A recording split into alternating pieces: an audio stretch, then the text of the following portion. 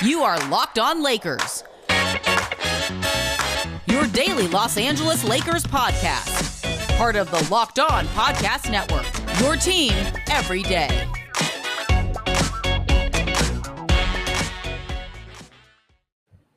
Hey, everybody. Welcome to Locked On Lakers for Wednesday. Brian Kamenetsky, Andy Kamenetsky.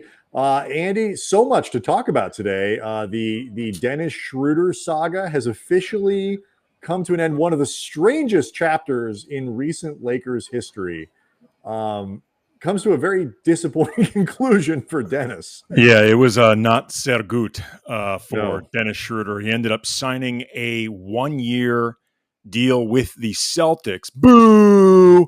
The hated Celtic. That's so like Dennis Schroder to just jump to the Celtics. He knew he was never really a Laker. He never understood what it was like. I actually feel like in some ways for Laker fans, we're going to get into all the different elements of this, including what's been some very evident Schadenfreude out there. Perfect. I mean, if there ever was a time to talk about Schadenfreude, this is the day.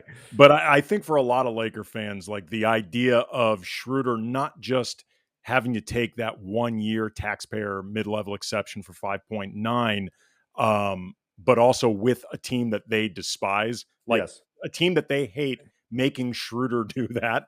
Like there's probably a twisted perversion to it. There's something. I though am just looking forward to his "Thank You, Dennis" video when Boston visits this year. No, it's not. It's not going to happen. But we were going to definitely talk about that. All kidding aside, really quick with that. Sure. I really hope in some ways that Montrezl Harrell gets moved again by the Wizards somewhere else, just because if he ends up in a thank you video with Kuzma and KCP, the discrepancy between what those two were ultimately a part of and what Harrell was a part of, that's going to be embarrassing. And it's also too, it presents an interesting conundrum. Like if you're going, it's almost like when you're in third grade and you invite 5 kids from your class, do you have to invite everyone from the class? So I'm just saying, is it rude if you leave out Trez from the thank you video? But I don't look. It's a good question. If you want to do a video for Trez, that's fine. Whatever. I mean, that's just sort of how this stuff works now. And Trez played really hard. Whatever. I have no issue if you want to do. You're right. A thank you video for Alfonso McKinney. Go for it. Right. Traditionally, it's KCP everyone together, and Kuz would get one. Right. They were here long enough. And you typically do it if it's multiple guys from the team before their first visit back. You typically do them all together. Mm-hmm. Trez has no business being in one with KCP or Kuz. That's honestly going to be embarrassing to him. We'll see how that goes. So we'll do that. But then the other big thing was over the last couple of days, the Lakers continue to introduce new players that they've signed, new players that they've traded for, including Tuesday. Russell Westbrook, the first real in-person press conference with Rob Pelinka and Frank Vogel, and a superstar since pre-pandemic, certainly. And this was Tuesday afternoon at Staples Center. And Westbrook, I'll tell you, Carmelo Anthony also was introduced. Right. Well, that was on Monday. So a lot to react to there. We'll start with Russ. I've said this a million times, Andy. I don't know how this is going to turn out as a basketball move. Ultimately, in what I think will be a finals run, where this ends up going, I don't know.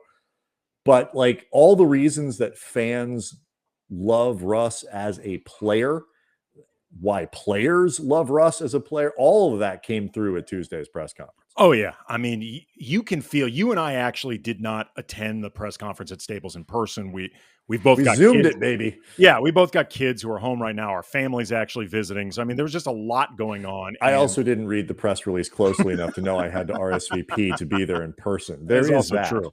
Yes. But Russ is one of those guys that you really can feel that charisma, even from a pretty nondescript dais over Zoom. I mean, he's just one of those dudes, and especially when he was wearing what was kind of like a suit with shorts, almost like the suit that LeBron a few years ago bought his teammates, or what Angus Young used to wear all the time with AC/DC. Yeah, I was convinced, by the way, that he bought them those suits as punishment. Like basically, it was humiliation that they all had to wear those together. It's like, get your shit together, and I'll make you dress like adults. Until then, you're dressing like children. But you just British children, it looked like too. You just feel everything with Russ. I mean, he's just a dynamic personality. At times that strength of it can be overwhelming, but at the same time, he's also one of those dudes that really sets like a culture of accountability, intensity in a good way. And even in just getting to know him in this setting, that was evident. It's we're going to get back to Schroeder here in a second. I want to dwell on him, but like, it's unfair to say Dennis didn't play hard. He played extremely hard all the time. He did. But the package of the Dennis Schroeder experience projects a certain aloofness. That's probably partially his personality. That's probably part just sort of a little bit cultural, that sort of German chilliness, or whatever. And I mean, are you talking about him like he's some dude like in a black turtleneck? There is a bit of now it's time on Sprockets Where We Dance kind of detachment to that feels more like you projecting things that you've no, I mean, seen. There's a certain aloofness to Dennis. Okay. That did not translate to him playing hard, but the overall package is like Russ drips, whatever the investment, whatever the opposite of aloofness is, like Russ drips that because the dude cares. And that's why, I mean, he plays the way he does. He plays so hard and all of that. Like you can wonder whether or not the fit's going to be there. You can question whether or not the style is the best style, whether he can be the third best player playing that way, how well all of it's going to age at $47 million or whatever it is next year. But you have to respect how much the guy cares. Yeah. And the way he plays is from why he cares so much, which is why, by the way, I loved him so much before the trade and why you said it would be better if they didn't trade for him so it wouldn't be spoiled by actually translating to wins and losses for the team that I cover. Well, I mean, depending on how this works out, I mean, there is always a chance that you're going to come out of this absolutely loving him even more. But good chance, right? But there's no question that this is also a more complicated route than was absolutely necessary. Though it was interesting because, in talking about that intensity and the way that he plays, he was asked specifically by Ramona Shelburne and maybe by somebody else about his relationship with Kobe, and they were very close. And he said that, that's been in his head a lot, especially once he began mulling the possibility of becoming a Laker. And it's really been on his mind ever since the trade. And it was a relationship for him that was like brothers. But, temperamentally, those two were so similar. And you and I, years ago, when, Kobe was frankly still playing, much less afterwards, like that concept of who's going to be the face after Kobe Bryant, because capable even of it. Yeah. That is a hell of a torch, to have passed to you. And there are a lot of people. I mean, it's difficult enough to be the franchise face for the Lakers, period, much less the guy directly following Kobe. And you and I used to talk about all the time how if there was one guy in the league that just temperamentally was that guy to do it, it was always Russ. This was a decade ago, and it's interesting that now it's happening, but he's always been like cut from that cloth, of Kobe. And, he was Kobe approved in a big way. Was. And one of my favorite moments of the press conference, he was asked about that. And before the next question came out, like Pelinka interjected with his own story about how Kobe would talk about it, which is very Rob. It's, yes, both to interject. And then also too, they had that, a genuinely deep relationship with Kobe and wanted to pass that along. But Rob loves telling Kobe stories. So I appreciated that. Hopefully this one was accurate because there's been a few. There are a few versions of Kobe chopping down the cherry tree. Well, I mean, I think this one, I have a feeling this story from Rob was true because it did not involve Heath Ledger at all. No. So I have a good strong feeling. Kobe talked all the time about Russ, but like the reason is because, as the kids say, Russ DGAF. I mean, he just and genuinely, all of us say, I don't care what other people think. Like players say it all the time.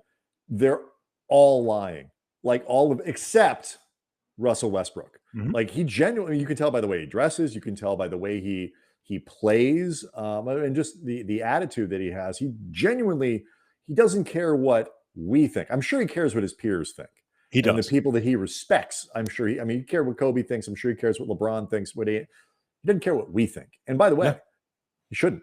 Nope. He's Russell Westbrook. Nope. Other things that he said, there's one other thing that I thought was kind of fascinating that he said that reminded me a little bit of sort of post-Kobe arguments, particularly in this city, that I thought was pretty interesting, reacting to Russ at Tuesday's press conference. And we'll talk about that. We'll do that next. Locked On Lakers brought to you by Headspace. Wouldn't it be great if there was a pocket-sized guide that helped you sleep, focus, just be better? And there is. Or was that a rhetorical question? It was both rhetorical and, I guess, informational. Because yes, the answer is yes, Brian. And if you've got 10 minutes, Headspace can change your life. Headspace is the daily dose of mindfulness in the form of guided meditations in an easy-to-use app. One of the only meditation apps advancing the field of mindfulness and meditation through clinically validated research. Whatever the situation, Headspace can really help you feel better, whether you're overwhelmed or you're having difficulty with sleeping. That's the area, the benefit I covet the most. Anything that helps me sleep, I am all over it. Headspace has a 3-minute SOS meditation for you. It can help you with wind down sessions. It's great for parenting because Brian and I both know, we love our children, but my God, they can be a pain in the ass. Yeah, they ruin everything.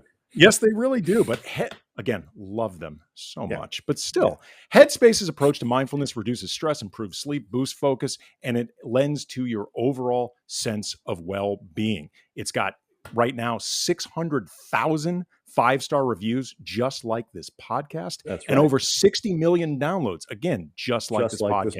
Yeah. You deserve to be happier. Headspace's meditation made simple. Go to headspace.com/lockedonnba. That is headspace.com/lockedonnba for a free 1-month trial with access to Headspace's full library of meditations for every situation. It's the best deal offered right now. Go to headspace.com/lockedonnba today. Locked On Lakers also brought to you by Built Bar. It is, you're like me, Andy. Most people want to be. I am frequently told that I'm aspirational. You need something that's good for you, that's healthy, that tastes good, high in protein, low in sugar and calories, because you're on the go all day. You're taking the kids here and there. You're trying to get a workout in, whatever it is, mostly the kids going back and forth to workout, less so for me. But that makes Built Bar even more important because I got to eat things if I'm snacking that are good for me. Built Bar, even more delicious than before. 18 flavors, including caramel brownie, cookies and cream, cherry barcia. They're all coated with 100% real chocolate. Even without all that sugar, they help calm my sweet tooth, and I have a ferocious one. Built Bar, better than a candy bar. Go to BuiltBar.com, use the promo code LOCK15. You'll get 15% off your next order. Again, the promo code LOCK15 for 15% off at BuiltBar.com. The other part of Russ's press conference Tuesday, Andy, that I thought was really interesting was when, actually, there are a couple things. We'll do this first. He was asked whether or not he felt he had something to prove. And the tenor of the question is, you've never won a title. Right. You have a very specific way of playing. That is, you only been in the finals criticized once. Right. People criticize your style of play and all this other. And Russ's answer was no. And I remember a few years ago when, KD was asked the question by Ramona, this was a bunch of years ago, whether or not this was a wasted season after they lost, didn't win a title. And he said, he thought it was absurd, a really dumb question. And all of that comes out of that sort of Kobe thing. Kobe said, "This, if I don't win, it's a wasted year of my life." And I love that players are in a space now where they can answer that question honestly. And, Westbrook has things to prove in the sense that, he could become even greater. But this is something that I think, for me at least, that I've tried really hard to appreciate. And it comes from actually a point that our former colleague at ESPN, Max Kellerman, made once. It's certain guys are the greatest of the great. What would you say Westbrook is all time? Top 100, top 75, top 50? I think he's definitely going to be top 50, something like that. I mean, something like that. Just by virtue of winning an MVP, you're in pretty select company. So he's somewhere we can argue about. I'm not a basketball historian. I could get it wrong, but he's one of the top 10 point guards probably of all time, or whatever. I would imagine somewhere in there. Yeah. That is a remarkable Like, you are one of the greatest who ever played the game. And Max made this point. I forget who it was about. It might have even been about Kobe. Like, would it be great if they were even greater than they are? Yes, because Russ has certain shortcomings that are particularly important in the modern game with shooting. He's got to have the ball in his hands a lot, and you question whether or not that works as well when he's not the best player on his team. But I mean, what does Russ really have to prove? He's walked away today. He's a first ballot Hall of Famer. I mean, and I get it. I mean, I understand what they're getting at with the question, but I loved his answer that he doesn't feel like he's validated in a certain way. I was going to say it depends on how you're asking the question, because like the way he framed it was, and I'm paraphrasing a little bit, but I think I'm getting to the spirit of his answer, between where he was drafted, because at the time nobody expected he'd be drafted 4th overall. Correct. The entirety of his career, which, includes all-time triple-double leader, the MVP season, a lot of winning, despite all the criticism that comes. Just not enough for some people. Right. Just not enough, whatever. The platform that he's been able to create for himself, as he put it, just making it out of the hood. Like, from his perspective, his career speaks for itself. And I think he's right. What he could have to prove, like, to whatever degree it matters to him, but certainly I think this is something that people are, if nothing else, looking to see, is how willing/able are you to make adjustments in certain way towards a bigger picture than your own play. Because one of the criticisms of Russ has just been the way he plays as a central component of a championship caliber team, or a team that wants to win a championship, whether he's the focal point or the 1A guy, whatever. His style does not lend itself to deep playoff runs, much less championships. And in a 7-game series against good defensive teams, he's easier to scheme against than KD or Giannis or LeBron. What is he willing or capable to adjust, subvert, however you want to put it, in order to, make the Lakers the best version of themselves, even if it's not the way he's always played? I guess that's something that he could be looking to prove, but that's not what's being asked of him by that question. Right. And to me, the things that if the answer is suddenly Russ moves better off again, nobody stop with he's going to develop into, like, adjusting. You can't adjust your way into being a good 3-point shooter. That's not how the world works. But you can adjust in better defense, better attention to detail on the defensive side of the ball. Russ off the ball has a tendency to get lost ball watching. And offensively, off ball, he tends to stand around. Yes. And he talked about how he's been a great impact guy off the ball during his career. There's some debate about that. But, you do those things? Impact can be taken a lot of different ways. That's right. And so, it's interesting to see his response to that. And, doing better at those things would make him greater. But he doesn't need those things. He doesn't need there's a certain kind of validation that will elevate him even higher, but he doesn't need to feel insecure about what he's accomplished to this point in his career. And it's one of these things too. And we'll finish up here on this topic. I mean, like, in the reference to Kobe, like, part of the things that made Kobe not quite as great maybe as you'd wanted to be, were also the things that made him great. If you take some of those things away, there's a risk that some of the good stuff goes away too. And I think with Russ and the way he plays, if you take some of the attacking style, if you take some of the questionable decision-making in terms of shot selection, all that stuff, and just the hyper aggressiveness with which he plays, you take some of that away, he's not necessarily Russ anymore. So it's like you almost have to take a little bit of the bad to get all the good stuff. And I guess before the season starts and we all start picking apart his game and wishing it was something else, if things don't, if the Lakers struggle to adjust, I think it's important to take a moment to appreciate it. I mean, I think ultimately and this is something that I think LeBron figured out a long time ago. And I think there's some of his peers, I think like Steph, a few others have come to this realization. These guys all care about history. They all care about, sort of where the historical pundits place, all that's part of the culture, but ultimately the person you need to satisfy with your career and with your legacy is you before everybody else. And, I mean, I'm glad that somebody cares what you and I think, because otherwise we wouldn't have a job.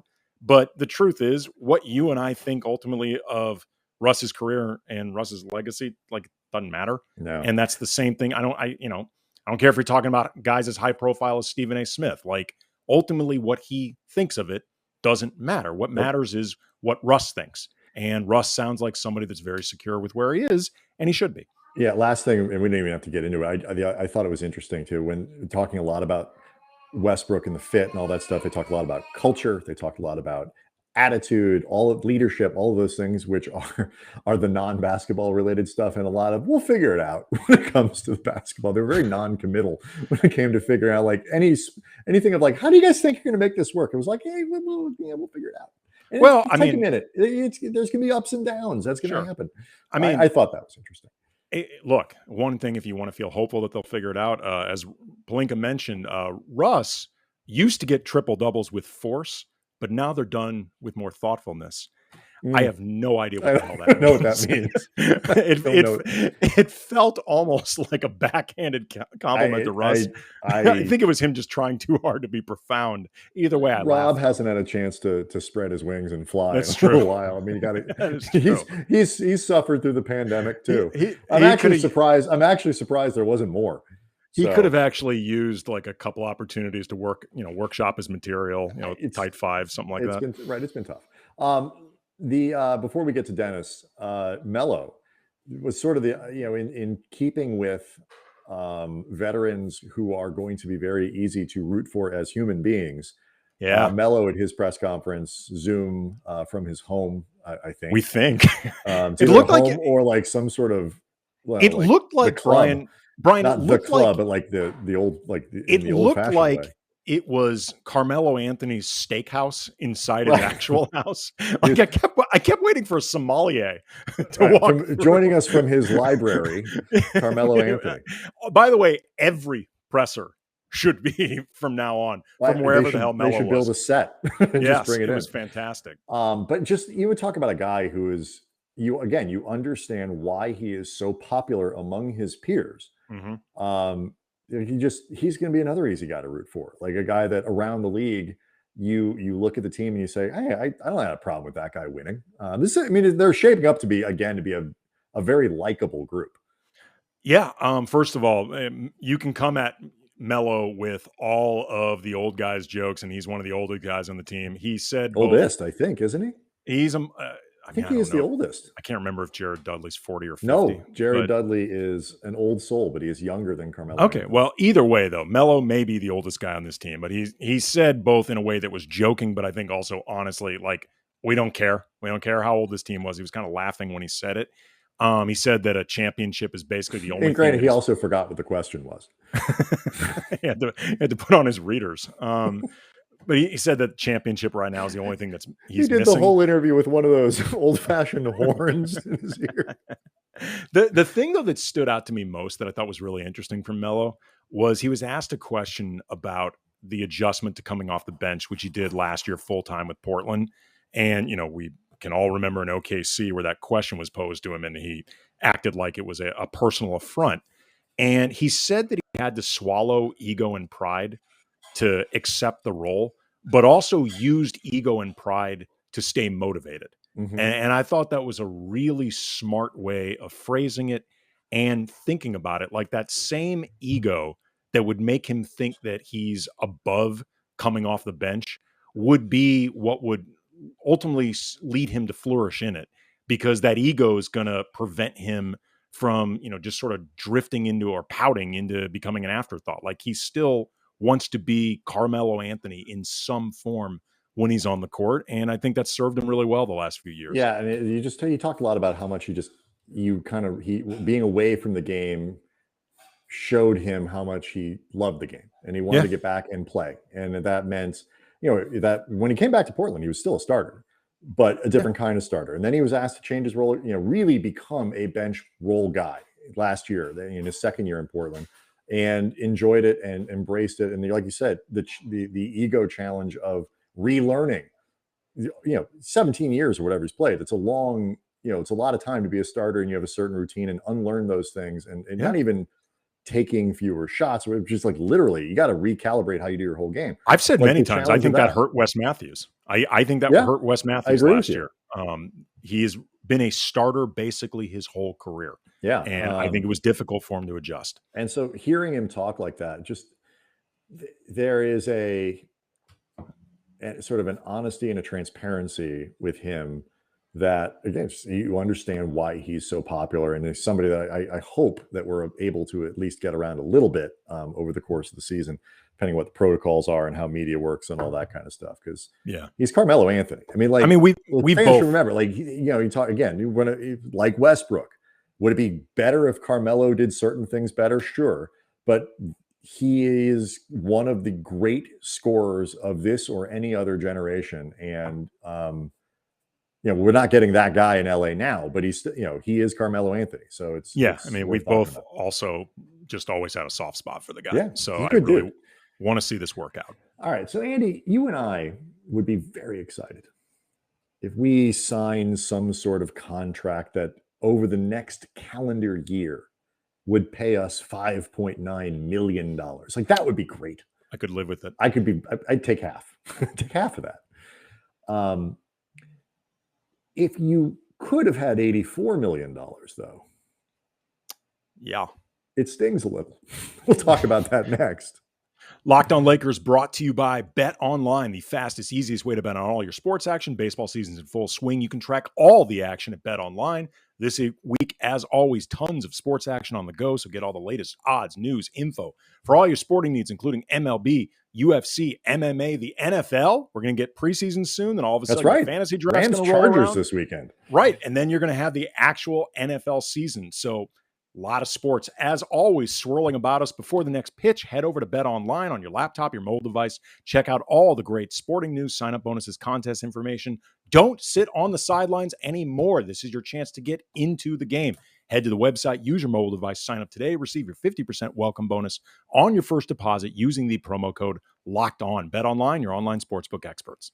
I personally I'm looking forward to betting on how many times Kirk Cousins throws into the plexiglass wall that he has to build around himself while he plays football. The Dennis Schroder saga. Speaking of anti-vaxxers, we don't know if Schroeder, I guess, technically is an anti-vaxxer as much as he is just terribly unlucky to not get COVID twice. This is one of the strangest sagas when you think about where it started and where it finished in recent Lakers history. Schroeder turns down $84 million during the season because he really wants to be a free agent, at the very least thinks he won't hurt himself. And I so badly misplays the free agent market, signs with the Celtics on Tuesday for the taxpayer mid-level, about $5.9 million. Fans are not unhappy, it seems, with this result. Dennis is not getting a ton of sympathy on local Twitter. Nope. What's your general feeling about this? I mean, look, there are a lot of different angles to this. I think, at its simplest form, I think the situation is Dennis Schroder really overstated both his talent and his market value across the league.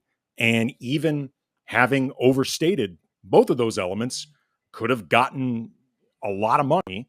But I think in a lot of ways, he looked a gift horse in the mouth. And I mean, he got, I think, deluded, if not greedy with some of this. And by greedy, I want to make it clear. Like, I firmly believe if you're a player, get all the money you can, but you got to define can well. And the numbers that we were hearing that Schroeder wanted were frankly effing insane. Like, he's not 120 million. I mean, look, even if I'm going to be honest, that's like $100 million. Like, that's bad even from posturing standpoint. Look, man, the money that the Lakers were by multiple accounts going to give him 4 years, $84 million, that is a massive overpay for Dennis Schroeder. Like, period, point blank, full stop. That is well above his market value. And I knew that before free agency began.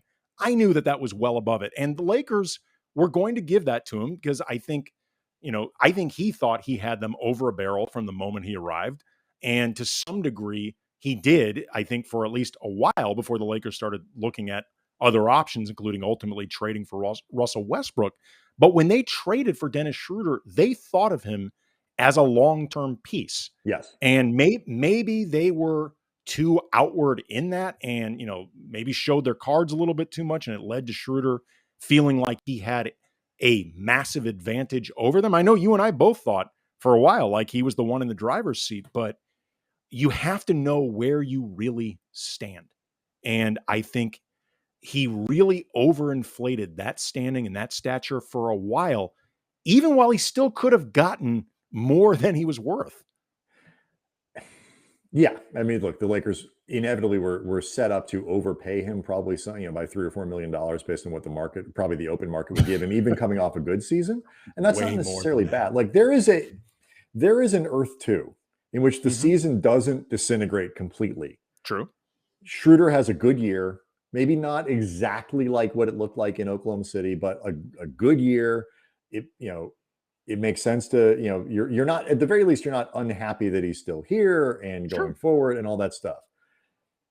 He didn't have a bad season with the Lakers. And here's what I think is so fascinating about it. Again, he played really hard. And it's not like he was,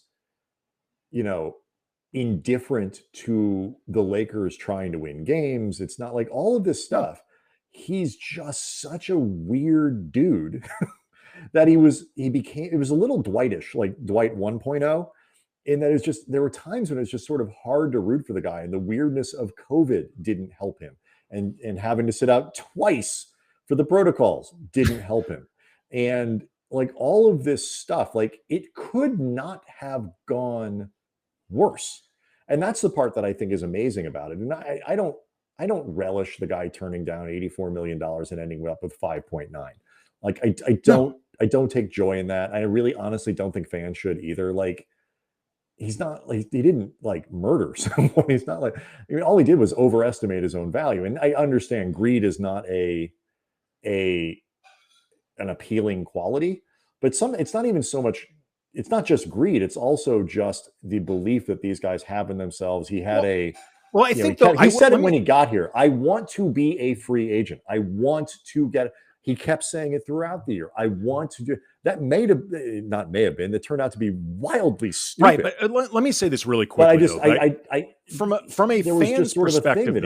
fan's perspective, though, I agree with you. I don't root for anybody to lose money unless they are just truly a bad person. Like I don't even mean sports. I'm rooting for Trevor Bauer to lose money. Yes, Trevor Bauer can lose all the money, and I'm good with that. There are far worse people than Dennis Schroder, but where I understand the Laker fans' perspective of relishing in this a bit, even if I don't agree with it, is it's not just that Schroeder overestimated his market value. It's that in the way he went about doing this, it can feel like a lack of gratitude towards a team that was actually begging to overpay him. They were begging to give the guy way more than his market value, and he still turned it down because he felt like he had the screws to them. You can say he wanted to get to free agency, but it is, I think, incredibly naive to think that he didn't want to get to free agency in part because he thought that could turn the screws on the Lakers even further. I think because he thought he was going to have way more offers. I think he thought he was going to, no question, he was going to have more offers. And at the very least, he wasn't going to lose much money off of it. From a fan's perspective, I will say this: I get where they're coming from, even if I don't feel the exact same way about it. I get it. Totally agree. And it's very clear he didn't. I'm sure all things being equal, you play with LeBron, you got a chance to win a couple titles, whatever it is. Like, believe him when he said he'd love to stay in LA, but I also don't think he cared. Like, I think he wanted to go where he could get paid the most, which okay, fair deal. Fair deal. I get it. But like fans don't like that either, especially when the team that's offering to pay is offering to pay $84 million. But I mean, somebody should write a book, because the year that Dennis Schroeder spent with the Lakers was amazeballs. And I will never forget it. Anthony Davis will miss him, if nothing else, as a Call of Duty buddy. They can do that online. But right, but I'm just saying, it's easier. I mean, other than you can coordinate. other than the he's got the time difference. There's a big, I mean, it's harder now. The one thing, though, that I think moving forward that can be a lesson for the Lakers, because ultimately, taking this back to the beginning with the Danny Green deal to where the Lakers are now, which was losing Schroeder for nothing. Mm-hmm. And even though they may have dodged, or not even may have, they did in some ways dodge a bullet with what would have been a bad contract for Dennis Schroeder. If nothing else, even if you think of Westbrook's deal is bad, it's shorter, and Westbrook's much better Westbrook's better than Schroeder. Where I think, though, Rob Pelinka needs to self-assess. I said this on Twitter a few weeks ago and got a shit ton of pushback on it, but I'm not wrong. If Schroeder walked for nothing, I said this at the time, which he ultimately did, you have to chalk up the Danny Green trade as a mistake in some ways, because they did this deal looking for Schroeder to be a long-term piece. And you can only trade Danny Green once. You can only trade that pick, which the Lakers have very few of them, one time. If nothing else, I don't know if they did enough homework on Dennis Schroeder, who's always been known as a super mercurial personality. German Rondo. Yeah. And I think just moving forward, I think it's a lesson that can be learned from that is just, really making sure that the guys that you're bringing into your locker room, especially if it's for somebody that you're targeting for a long stay. This is not a massive indictment of Pelinka. No. All front offices make mistakes. And Pelinka, all things considered, I think rebounded pretty well. But this was a mistake. I think it's a mistake in the sense that it certainly turned out wrong. I think it was a bad outcome. There's no question about that. I think it depends a little bit, without getting into a deep semantic argument, it depends a little bit on if you're defining mistake as sort of outcome. I agree with you that they underestimated the impact of having guys like him and Trez, who are more in their prime as potential free agents, as opposed to 1-year deals and older guys or make goods or whatever. That's not where these guys were. I don't, other than, I guess, the homework aspect of it and really understanding guys' personality, I don't necessarily think it was a mistake in process, because the trade made a lot of sense, and we both thought that at the time. Well, I did when I thought he was going to be coming off the bench. But either way, there's still, and he didn't play horribly, and everything went wrong this season. And so I think Dennis Schroeder's not the reason they didn't win a championship. No, and I just think it's hard. The logic of the trade was sound. Whether you can disagree with starter versus reserve, but he was going to play a very prominent role and potentially finish games anyway. Yep. And had everything not gone as wrong as it possibly could in a lot of ways, the trade could have worked, and so the result could have been a lot better. And so it was definitely a mistake. It was definitely a mistake as defined by bad outcome, because the outcome couldn't have been worse. Leaves for nothing. But I don't think the process behind it was terrible. The process was clearly flawed in some ways around the personality aspects of it, but I don't think it was think it was that bad a process. Look, flaws lead to mistakes. Again, I'm not presenting this as a scathing indictment of Pelinka. Some people will hear a mistake and disagree with how you're framing it based on that. Those people are wrong. I'm framing it differently. Right. And so you're wrong too. I'm not, I don't think so.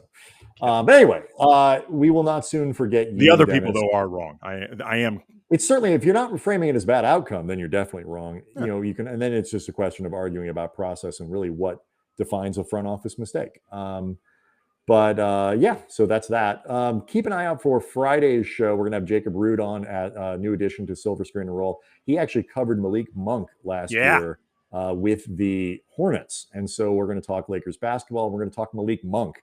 Excited about that show because I need somebody to explain Malik Monk to me. We'll do that on Friday. And then tomorrow, I don't know, we'll do something. It'll be fun. We're going to do a lot of mailbag. We're going to do the mailbag. We're going to open the mailbag. That's what we're doing. All right. We'll see everybody next time.